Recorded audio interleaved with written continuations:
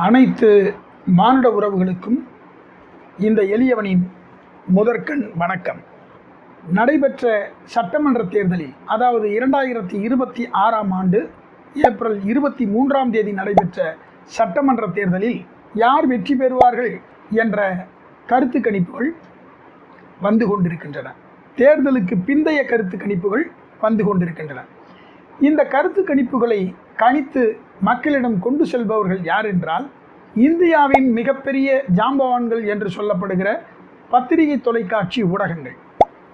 இந்த பத்திரிகை தொலைக்காட்சி ஊடகங்கள் தமிழகத்தின் மக்களோடு மக்களாக இருந்து பழகி, வாக்களித்து, அவர்களை விசாரித்து, அவர்களிடம் பேட்டி கண்டு இதை அறிவிக்கிறார்கள் என்றால் இல்லை. ஒரு ஊடகம் சொல்கிறது, நாங்கள் சில 1000 பேரை சந்தித்து இந்த கருத்து கணிப்புகளை எடுத்தோம் என்று.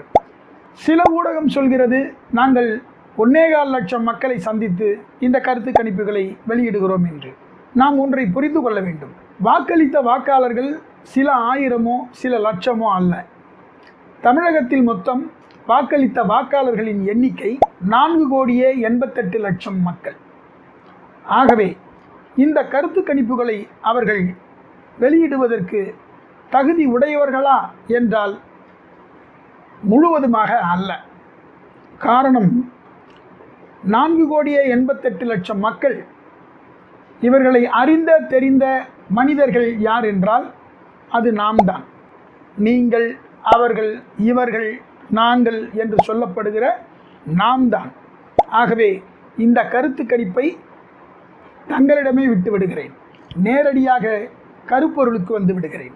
எம் மக்களே, தமிழக வாக்காள பெருமக்களே, நடைபெற்ற 234 தொகுதிகளிலும் சில தொகுதிகளை தவிர பல தொகுதிகளில் சென்ற தேர்தலை விட இந்த தேர்தலில் அதிகமான வாக்குகள் விழுந்திருக்கின்றன. வாக்களித்த வாக்காளர்களுக்கும் போட்டியிட்ட 4000 வேட்பாளர்களுக்கும் நன்றியை தெரிவித்துக் கொள்கிறேன்.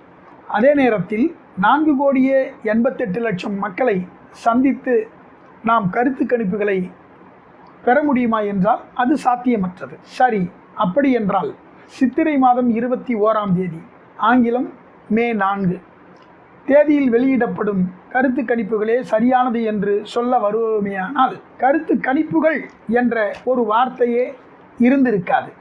அப்படியானால் இந்த கருத்து கணிப்புகளை வெளியிட யார்தான் சரியானவர்கள் என்று தாங்கள் கேட்கக்கூடும். நாம் தான், நாமே தான் இந்த கருத்து கணிப்புகளை சரியான முறையிலே கணிக்கக்கூடிய வாக்காளர்களாகிய நாம் தான். 5 ஆண்டுகளுக்கு ஒரு முறை ஒரு முதல்வரை தேர்ந்தெடுத்து அவரை இந்த மாநிலத்தின் முதல்வராக்குகிறோம். அவர் இயற்றும் அரசியல் சாசன சட்டத்திற்கு அடிபணிந்து நடக்கிறோம்.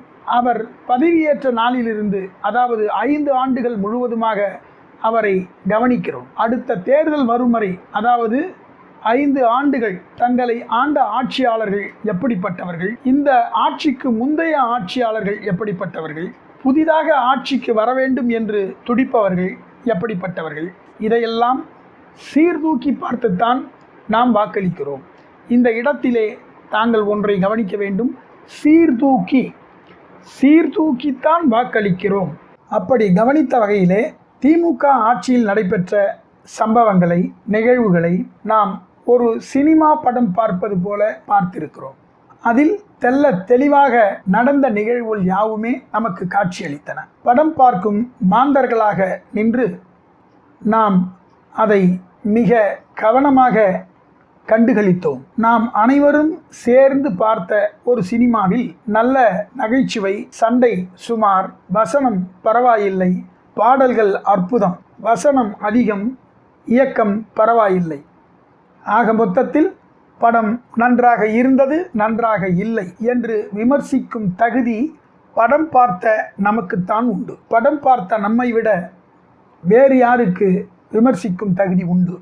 திரை அரங்கத்திற்குள் வராதவர்கள், படத்தை பார்க்காதவர்கள், இவர்கள் எல்லாம் தனக்கிருக்கும் ஊடக வெளிச்சத்தை பயன்படுத்தி கருத்து வெளியிடுகிறேன் என்று தனக்கு தோன்றியதையும் தோன்றியவர்கள் சொன்னதையும் கருத்தாக வெளியிடுகிறார்கள். இது கருத்து கணிப்பா அல்லது கருத்து திணிப்பா என்பதை நாம் தான் அறிய வேண்டும். ஆகவே மக்களாகிய நம்மில் ஒருவனாக இருந்து இந்த தேர்தல் முடிவை கணித்திருக்கிறேன். அதன் அடிப்படையில் நம்மை கடந்த 5 ஆண்டுகள் ஆண்ட திராவிட முன்னேற்றக் கழகம், அதற்கு முன் ஆண்ட அனைத்திந்திய அண்ணா திராவிட முன்னேற்றக் கழகம் தமிழ் தேச தத்துவத்தை முன்வைத்து ஆட்சி ஆள வேண்டும் என்று துடித்து கொண்டிருக்கும் நாம் தமிழர், தமிழகத்தின் புதிய அரசியல் வரவான தமிழக வெற்றி கழகம், இப்படி 4 பெரும் கட்சிகளாகவும் கூட்டணி கட்சிகளாகவும் போட்டியிடுகின்றன. மேற்கண்ட 4 கட்சிகளுக்கும் உள்ள பலத்தை நாம் பார்த்து விடுவோம். அதாவது நடைபெற்ற தேர்தலுக்கு முந்தைய தேர்தலில் அவரவர்கள் பெற்ற வாக்கு சதவீதத்தை பார்த்து விடுவோம். திமுக கூட்டணி 43%, அஇஅதிமுக கூட்டணி 23%, தேமுதிக 2% கழித்தால் தனியாக அதிமுக 21%, பாரதிய ஜனதா 18%, நாம் தமிழர் 8%.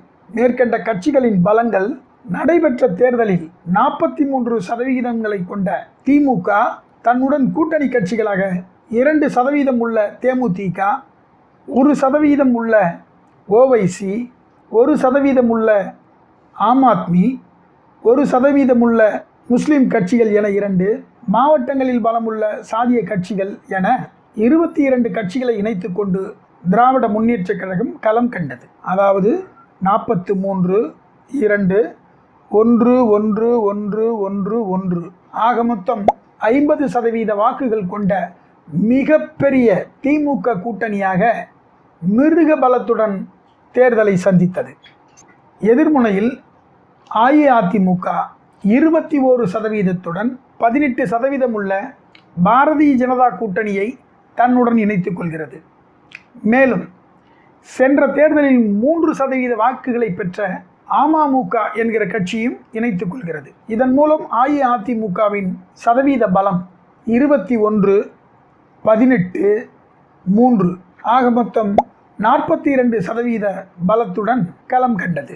3வது கட்சியான நாம் தமிழர் கட்சி சென்ற முறையைப் போலவே, கடந்த காலத்தைப் போலவே, எனக்கு எந்த கூட்டணியும் வேண்டாம், தனியாகவே களம் காண்கிறேன் என்று அந்த கட்சி தனியாகவே போட்டியிட்டது 8% வாக்குகளுடன். 4வது கட்சியாக தாவேக முதல் முறையாக களம் காண்கிறது. வாக்குகள் பலம் ஏதுமில்லை. புதிய வாக்காளர்கள், பல கட்சிகளில் இருந்து வந்த வாக்காளர்கள், ரசிகர்கள், பின்புல வாக்காளர்கள் என புதிய வாக்குகளை கொண்ட வாக்கு சதவீதத்தை இனிதான் பெற வேண்டிய நிலையில் தாவேக உள்ளது. ஆகவே தனித்து களம் கண்டது. ஆக 50% திமுக, 42% அஇஅதிமுக, 8% கொண்ட நாம் தமிழர், சதவீதமற்ற நிலையில் தாவேக என 4 முனை போட்டியை கொண்ட தேர்தல் ஆடுகளத்தில் முதலாவதாக நாம் தமிழர் கட்சியின் தலைவர் சீமான் அவர்கள், யாருடனும் கூட்டணி வேண்டாம், எப்போதும் போல நான் தனியாகவே களம் காண்கிறேன் என்று 10% வாக்குகளுடன் 4ஆம் இடத்தை தேடிக்கொண்டார் அண்ணன் சீமான். அஇஅதிமுக கூட்டணியின் தலைவர் ஐயா பழனிசாமி அவர்கள் 42% வாக்குகளுடன் 1ஆம் இடத்தை தக்க வைத்துக் கொண்டார். 50% அசுர பலத்துடன் களம் கண்ட திமுக தலைவர் ஐயா மு.க. ஸ்டாலின் இப்படி இருக்க 42% வாக்குகளை கொண்ட அஇஅதிமுக எப்படி 1வது இடத்தில் உள்ளது என்று சொல்வீர்கள் என்று கேட்க தோன்றும். இது நியாயமான கேள்வியே. சென்ற தேர்தலில் திமுக கூட்டணி மற்றும் புதிதாக சேர்ந்துள்ள கட்சிகள் அனைத்தையும் சேர்த்துதான் திமுக 50% வாக்குகளுடன் பலமாக இருந்தது, மறுப்பதற்கில்லை. அதே நேரத்தில் 5 ஆண்டுகால திமுக ஆட்சியில் ஆட்சி முறையில் ஏற்பட்ட சுணக்கத்தின் காரணமாக திமுக கூட்டணி சில ஓட்டிழப்புகளை சந்திக்க நேர்ந்தது. இதை திமுக மற்றும் கூட்டணி கட்சிகளுமே மறுப்பதற்கில்லை. திமுக கூட்டணியின் 50% வாக்குகளில் அது என்ன புதிதாக ஓட்டு இழப்பு? சரி, அதை முதலில் பார்ப்போம். கடந்த 5 ஆண்டுகள் திமுக ஆட்சியின் மீது மக்களுக்கு ஏற்பட்ட அதிருப்தி, கோபம், எதிர்ப்பு, எரிச்சல், அவநம்பிக்கை இப்படி அடுக்கிக் கொண்டே போகலாம். ஏற்கனவே பார்த்த சினிமா படத்தை மீண்டும் பார்ப்பானேன். அதுதான் கடந்த 23/4/2026 அன்று படத்திற்கான விமர்சனத்தை கொடுத்துவிட்டு மதிப்பெண்ணும் கொடுத்தாகிவிட்டது. இப்போது நாம் பார்க்க வேண்டியது திமுகவிற்கு இருந்த 50% பலத்தில் எவ்வளவு பறிபோனது, எப்படி பறிபோனது என்பதை இதோ பார்ப்போம். 1. திமுக ஆட்சியின் மீதும் மந்திரிமார்களின் மீதும் விழுந்த ஊழல் குற்றச்சாட்டுகள், இவை மூலம் ஏற்பட்ட வாக்குச்சரிவுகள் 5%. 2. விலைவாசி உயர்வு, அதிக மின்கட்டணம், நிலவரி அதிகரிப்பு என பல்வேறு வரிச்சுமைகளின் மூலம் ஏற்பட்ட வாக்குச்சரிவுகள் 5%. 3. மாணவர்களுக்கான தரமான படிப்பு இல்லை, படித்த மாணவர்களுக்கு சரியான வேலை இல்லை, வேலை கிடைத்தவர்களுக்கு சமமான ஊதியம் இல்லை, மக்களுக்கு நிலையான வாழ்வாதாரம் இல்லை, எங்கும் இல்லை எதிலும் இல்லை, இல்லை இல்லை இல்லவே இல்லை என்பதின் விளைவாக ஏற்பட்ட வாக்குச்சரிவுகள் 5%. 4. திமுகவில் உள்ள கூட்டணி கட்சிகள் திமுகவின் மீது கொண்ட கோபம், கேட்ட சீட்டுகள் கிடைக்காத ஏமாற்றம், கூட்டணிக்குள்ளேயே குழிபறிப்பு, திமுக தலைமையின் மீது கொண்ட மனக்கசப்பு, 22 கூட்டணி கட்சிகளில் ஒன்றுக்கொன்று ஒத்துப்போகாமை, இந்த முரண்பாடுகளால் ஏற்பட்ட வாக்குச்சரிவுகள் 5%.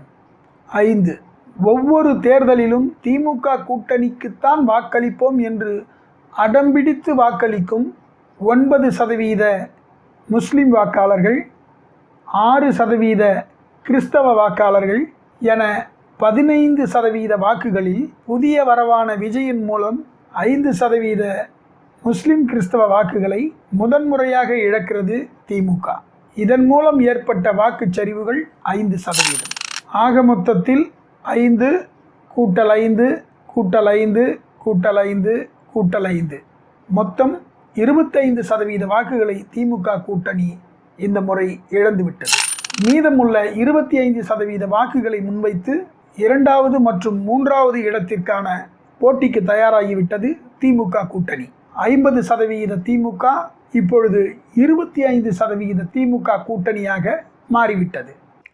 அடுத்து தமிழகத்தின் புதிய வரவான தாவேகா கட்சி, அவர்களுக்கு எங்கிருந்து எப்படி சதவீத வாக்குகள் வருகின்றது என்பதை பார்ப்போம். சதவீதம் ஏதும் இல்லாத தாவேகாவிற்கு புதிய சதவீத வாக்குகளாக வருபவை விஜயின் ரசிகர்கள், நலம் விரும்பிகள், தோழா தோழீஸ், நண்பா நண்பீஸ், இவர்களின் வாக்குபலம் 10%. நடைபெற்ற தேர்தலில் போட்டியிட்ட அத்துணை கட்சிகளிலிருந்தும் கட்சி மாறி, அதாவது அஇஅதிமுக கூட்டணியில் உள்ள கட்சிகள், திமுக கூட்டணியில் உள்ள கட்சிகள், நாம் தமிழர் கட்சியில் உள்ள தொண்டர்கள் என இத்துணை கட்சிகளிலுமிருந்து கட்சி மாறி வாக்களித்த வாக்காளர்கள், விஜய்க்கு விழுந்த இவர்களின் வாக்குகள் 5%. 18 வயது நிரம்பி புதியதாக வாக்களிக்கும் வாக்காளர்கள், புதிய கட்சி தொடங்கியிருக்கும் விஜய்க்குத்தான் எங்கள் முதல் வாக்கு என்று அடம்பிடித்து கொண்டிருக்கும் வாக்காளர்கள், நடுநிலை வாக்காளர்கள், மாணவர்கள் என விஜய்க்கு விழும் வாக்குகள் 5%. திமுகவிடமிருந்து யாராலும் பிரிக்க முடியாத முஸ்லிம் கிறிஸ்தவ வாக்குகள் 5% இந்த முறை விஜய்க்கு விழுகிறது.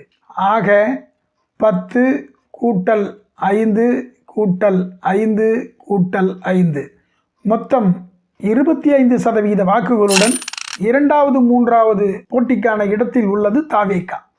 42% வாக்குகளுடன் முதல் இடத்தில் இருக்கிறது அஇஅதிமுக. 10% வாக்குகளுடன் 4ஆம் இடத்தில் இருக்கிறது நாம் தமிழர். திமுகவும் தாவேகாவும் மீதமுள்ள 48% வாக்குகளை குறிவைத்து திமுகவும் தாவேகாவும் போட்டி போடுகின்றன. ஆக திமுகவும் தாவேகாவும் 2வது 3வது இடங்களுக்கு கடுமையான போட்டியை கொடுக்கின்றன. இப்போது புரிகிறதா? விஜய் ஓயாமல் சொன்ன ஒரு வார்த்தை, 2 பேருக்கு நடுவுல தான் போட்டியே, ஒன்னு டிவிகே இன்னொன்னு டிஎம்கே. இங்கு நடக்கிற போட்டி தாவேகாவிற்கும் திமுகவிற்கும் தான். போட்டியில் இருப்பது ஒன்னு தாவேகா, இன்னொன்னு திமுக. தான் பேசிய அத்தனை கூட்டத்திலும் ஒரே தாரகை மந்திரம் இதுதான். நடைபெறும் தேர்தலில் தாவேகாவிற்கும் திமுகவிற்கும் மட்டும்தான் போட்டி, அஇஅதிமுகவும் நாம் தமிழரும் களத்தில் இல்லை என்பதை சூசகமாகவும் அதே நேரத்தில் ஆணித்தரகமாகவும் பதிய வைத்தார் விஜய். ஒரே சொல்லை பல முறை சொன்னால் அந்த சொல்லும் வெல்லும் என்பார்கள். மந்திரத்தின் ரகசியமும் அதுதான். ஒரே மந்திரத்தை, உதாரணத்திற்கு ஓம் எனும் மந்திரத்தை 108 முறை 1008 முறை சொன்னால் அது உடலில் ஒரு சக்தியை உண்டு செய்யும் என்பார்கள். அதைப்போல தெரிந்தோ தெரியாமலோ விஜய் அவர்கள் 2 கட்சிக்குத்தான் போட்டி. 1 தாவேகா, 2 திமுக. டிவிகே, டிஎம்கே ஓயாமல் சொன்ன சக்தியின் வெளிப்பாடுதான் இந்த 2ஆம் 3ஆம் இடத்திற்கான போட்டி. இதை நாம் அப்படித்தான் எடுத்துக்கொள்ள வேண்டும். இறுதியாக மக்களின் கருத்து கணிப்புப்படி அஇஅதிமுக கூட்டணி 42% வாக்குகளுடன் 200 தொகுதிகளில் வெற்றி பெறும். நாம் தமிழர் கட்சி 10% வாக்குகளுடன் அதன் தலைவர் சீமான் போட்டியிடும் ஒரு தொகுதியில் வெற்றி பெறும். திமுக கூட்டணி 24% வாக்குகளுடன் 1லிருந்து 33 சீட்டுகள் பெறுவதில் சண்டையிட்டுக் கொண்டிருக்கிறது. அதேபோல் தாவேகா 24% வாக்குகளுடன் 1லிருந்து 33 சீட்டுகள் பெற வேண்டிய சண்டையில் இருக்கிறது. இதில் நாம் கவனிக்க வேண்டியது திமுக கூட்டணியின் 24% வாக்குகளில் இருந்து சற்று உயர்ந்தால் தாவேகா வாக்குகள் குறையும். தாவேகாவின் 24% வாக்குகளில் ஏதேனும் மாற்றம் ஏற்பட்டால் அது திமுகவை பாதிக்கும். ஆக மொத்தத்தில் 48% இவர்களுக்குள்ளே போட்டி கடுமையாக இருக்கும். 1லிருந்து 33 சீட்டுகள் வரை சண்டை கடுமையாக இருக்கும். இதில் இவர் எவ்வளவு பெறுகிறாரோ 33ல் மீதம் இவர் பெறுகிறார். அவர் பெறும் 33ல் எது ஏறக்குறைய இறங்குகிறதோ ஏறுகிறதோ அதை திமுக பெறுகிறது. ஆக அதிமுக 42%, நாம் தமிழர் 10%, திமுக 24%, தாவேகா 24%. இது ஒரு குத்துமதிப்பான கணக்கு. மொத்தத்தில் 48% வாக்குகளுக்குத்தான் திமுகவிற்கும் தாவேகாவிற்கும் கடும் போட்டி. இதன் மூலம் நாம் அறியப்படுவது விஜய் கொடுத்த வாக்கு சத்திய வாக்கு. அவரது உன்னதமான வார்த்தை உண்மையாகிறது. திமுக தாவேகா 2க்குமான போட்டி நிச்சயம். வாழ்க நாடு, வளர்க மானுடம், வெல்க ஜனநாயகம். எளியவனின் நன்றியும் வணக்கமும்.